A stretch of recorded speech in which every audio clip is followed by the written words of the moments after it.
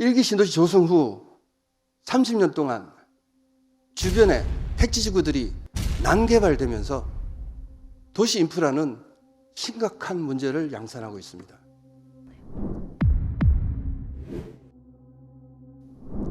미래에 대한 희망도 확신도 갖지 못한 채 하루하루 낡은 집에서 교통지옥과 비참한 고통을 겪으며 용적률 상향이라는 희망 고문만 당하고 있는 일기 신도시. 일기 신도시는 30여 년 전 노태우 정부의 200만 호 건설 프로젝트 날림 공사에 의해 건설된 신도시입니다. 단기간에 대규모의 주택을 공급하는 과정에서 건설 자재 부족으로 바닷모래를 사용하고 공기를 단축시키기 위해 위험한 내력벽식 구조로 건축했습니다.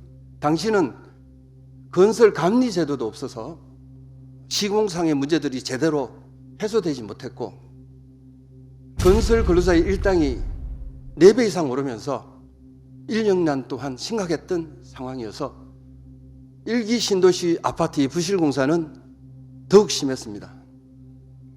일산 신도시 입주가 한창이던 1992년 고양시 총인구는 25만 명이었습니다만 30년 만에 4배로 늘어났습니다.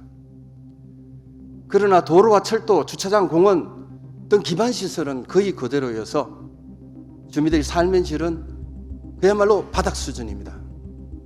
노후된 일기 신도시 문제를 해소하기 위해서는 보도 제한 등 건축 규제와 안전진단 완화, 재건축 초과이익 환수제 및 각종 부담금 면제를 통한 사업성 확보, 재정비 이주단지 지원, 도시 및 주거환경 정비계획 수립 지침 개정, 버스와 트램 등 인구 증가에 따른 교통대책, 특별정비구역 조기 지정 선포, 선도지구 기준 구체화 등 중앙정부와 협의해야 할 문제와 대안들이 산적해 있는데 이에 대한 경기도 입장과 추진 방안, 향후 계획은 무엇인지 구체적으로 답변해 주시기 바랍니다. 작년 저희가 노후계획도시 특별법에 대한 경기도의 건의안을 마련해서 금년 2월 달에 정부와 협의를 했고 저희가 제안한 내용은 안전진단 기준, 초과이익 환수 등과 관련된 규제 완화, 노후계획도시 정비 기본계획 승인 권한을 도지사에게 부여하는 것 등 이런 것들을 건의를 했습니다. 또한 특별법 적용 대상을 일기 신도시 5곳에서 100만 제곱미터 이상의 계획도시로까지 확대하는 건의를 했습니다. 두 번째로 신도시 주변에 우후죽순으로 개발된 택지지구에 대해 경기도는 향후 어떤 방식으로 관리할 것인지 질문드립니다. 당초 일기 신도시들은 광역교통망 계획과 토지이용계획 수립 때 인접 중소규모 택지지구들의 신규 조성을 전혀 고려하지 않았습니다. 일기 신도시 조성 후 30년 동안 주변에 택지지구들이 난개발되면서 도시 인프라는 심각한 문제를 양산하고 있습니다. 일기 신도시 주민들은 한마디로 정부 날림 정책의 피해자가 된 셈입니다. 경기도에서는 일기 신도시 기반시설에 무임승차하여 개발된 신도시 주변 지역의 난개발에 대해 어떤 대응 방안이 마련되어 있습니까? 100만 제곱미터 미만 택지지구는 인접지역과 통합개발이라는 대안이 마련될 수 있는지요? 특별법안 당초에는 5개 신도시만 대상으로 적용되었는데 경기도에서 그 범위를 확대를 요청하여 100만 제곱미터 이상까지 확대되었습니다. 또한 100만 제곱미터 그 미만의 경우에도 연접된 택지지구와 합쳐서 100만 제곱미터 이상을 형성하면 특별법 적용 대상이 되도록 하였습니다. 더 나아가 연접한 원도심 지역까지도 포함하는 것이 가능하도록 조정되었습니다. 이를 통해서 난개발을 예방해 나가도록 하겠습니다. 다음으로 노후 계획도시 특별법에 대한 경기도의 건의안으로 인해 사업 지연을 우려하는 도민들이 많습니다. 신도시 사업기간 단축을 위한 경기도의 입장과 계획을 부탁드립니다. 경기도는 일기 신도시 지역은 아니지만 준공 20년이 경과한 100만 제곱미터 이상 택지도 적용 대상에 포함하도록 하고 기본계획 승인 및 특별정비지구역 지정 전 협의권한 확보, 총괄 사업관리자 제도 운영, 용적률 안전진단 완화 근거 및 이주대책 수립 등의 사항을 제안해가지고 상당 부분 특별법에 반영시켰습니다. 그러나 지역 주민의 입장에서 본다면 특별법이 정비사업의 기간을 어떻게든 줄여보려는 목적을 갖고 있는데 도지사의 사전 승인 과정이 행여나 사업 기간을 늘리는 요인이 될 것이라는 우려가 있습니다. 무엇보다도 승인권 행사를 통한 경기도의 개입이 신도시 재정비 사업 기간을 지연시키지 않는다는 경기도의 해명과 대책을 요구드립니다. 1기 5대 신도시 등 노후 계획 도시는 부동산, 교통 등 인접 지역에 미치는 영향이 매우 크고 시장 군수에게 과도한 책임과 부담이 집중될 수 있어서 이러한 문제를 해소하고 또 부담을 공유하기 위해서 또 광역적인 검토를 하기 위하여 도와 시가 협력하여 또한 도가 책임을 분담하기 위하여 법안에 도의 기본계획 승인 권한을 제안하였습니다. 하지만 우려의 목소리가 나올 수는 있습니다. 그래서 이에 대한 우려를 해소하기 위하여 기본계획을 함께 수립한다는 생각을 가지고 있습니다. 시가 정비 기본계획을 수립하는 단계에 아까 지사님께서 말씀하신 도, 시군 실무협의체 회의를 통하여 도가 적극 참여하여서 광역적인 부분과 시군이 원하는 사항을 동시에 검토하고 협력하는, 그래서 지연시키지 않는 신속한 계획이 되도록 하겠다는 말씀 드립니다. 신도시 재정비 추진에 있어 필요한 도로와 철도, 주차장 등 기반시설 확충에 있어 경기도 차원에서의 지원이 필요한데 이에 대한 입장은 무엇입니까?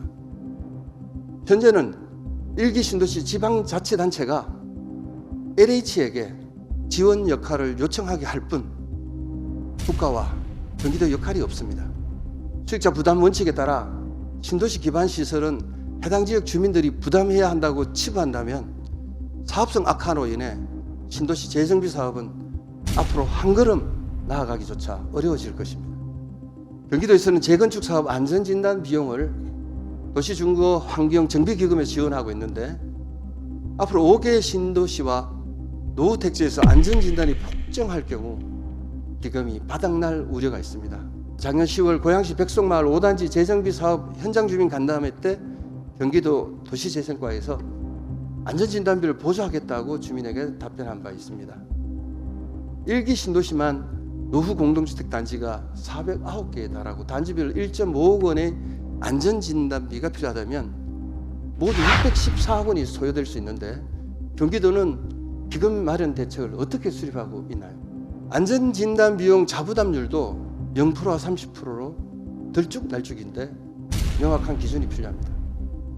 재정비 사업의 신속하고 원활한 추진을 위해 기초 지방자치단체의 열악한 재정 상황을 감안하여 경기도의 안전진단비 지원 비율을 현행 50%에서 확대 지원할 의향은 없는지 질문드립니다. 특별 법안에는 광역교통시설 등 기반시설에 대해 국비를 지원할 수 있는 내용이 반영되어 있습니다. 하지만 아시는 바와 같이 국가와 재정의 여건이 최근에 악화되고 있습니다. 그래서 실제 지원은 제한될 것으로 예상됩니다. 보완책으로 특별정비구역 등의 개발 이익을 특별회계에 적립하여 기반시설 비용으로 활용하는 방안을 마련하여 정부와 국회에 제안하였으며 긍정적으로 협의 논의되고 있다는 말씀드립니다. 특별법안은 공동주택의 재건축 리모델링을 중점적으로 다루면서 1기 신도시 내 약 25%에 달하는 다가구 주택, 상가 전보주택, 단독주택지 관련 내용이 배제되어 있습니다. 30년이 넘은 단독주택지는 수도 농물, 누수, 단열뿐만 아니라 심각한 주차난과 대중교통난 등 여러 난제를 안고 있습니다. 30년 전 신도시 설계 당시 마련돼 지금까지 적용되어 있는 지구단위 계획은 단독주택의 가구수, 높이, 용적률, 건폐율, 기계식 주차 등을 엄격히 제한해 불법을 양산하고 있고 재건축과 리모델링을 어렵게 하고 있습니다. 3월 14일 분당, 일산, 평촌 등 1기 신도시 단독주택 주민조직인 단독주택보험신도시연합회는 기자회견을 통해 특별법에 단독택지에 대한 정책 가이드 포함, 단독택지에 형평성 있는 건폐율 용적률 적용, 단독택지 종상향, 단독택지도 특별준비구역으로 지정 등을 요구한 바 있습니다. 단독주택지의 재정비를 위해서는 현 실정에 맞는 종상량과 건폐율, 용적률 완화, 가구수 제한과 층수 높이, 주차 등 건축 완화 등이 필요하며 단독택지 특별정비구역 지정 등에 대해 경기도 차원에서의 지원 계획이 필요합니다. 이와 함께 신도시 재정비를 효과적으로 추진하기 위해 잉여 용적률을 상업지역에 매각할 수 있는 개발권 양도제의 도입을 제안합니다. 1기 신도시 재정비 사업의 최우선 요구사항은 용적률의 현실화 문제입니다. 현재의 용적률로는 리모델링 사업이든 재건축 사업이든 사업성을 담보하기 어려운 것이 사실입니다. 이는 보존과 개발을 전개하여 도시계획의 유연성을 담보하기 위한 제도로 역사문화재 보호 등 도시계획 규제로 인해서 미활용되는 개발권을 개발이 필요한 지역으로 양도하여 개발 촉진을 유도하는 도시계획 기법이라고 할 수 있습니다. 우리나라에서도 단독주택지의 체계적인 정비와 재건축 사업 비용 마련을 위해 늘어난 용적률을 상업지역에 매각할 수 있는 개발권 양도제를 적용할 필요가 있는데 경기도 1기 신도시에서 시범적으로 도입할 생각은 없으십니까? 경기도가 선제적으로 한국형 개발권 양도제 모델을 만들고 1기 신도시 재정비 사업에 도입함으로써 도시계획의 새로운 장을 열어줄 것을 제안드립니다. 1기 신도시 내 단독주택지도 특별법안의 대상이라는 말씀, 그리고 배제되지 않는다는 말씀을 드립니다. 시군의 정비 기본계획 수립 시 단독주택지도 특별정비구역이 될 수 있으며 또 검토될 수 있도록 협의하겠다는 말씀 드립니다.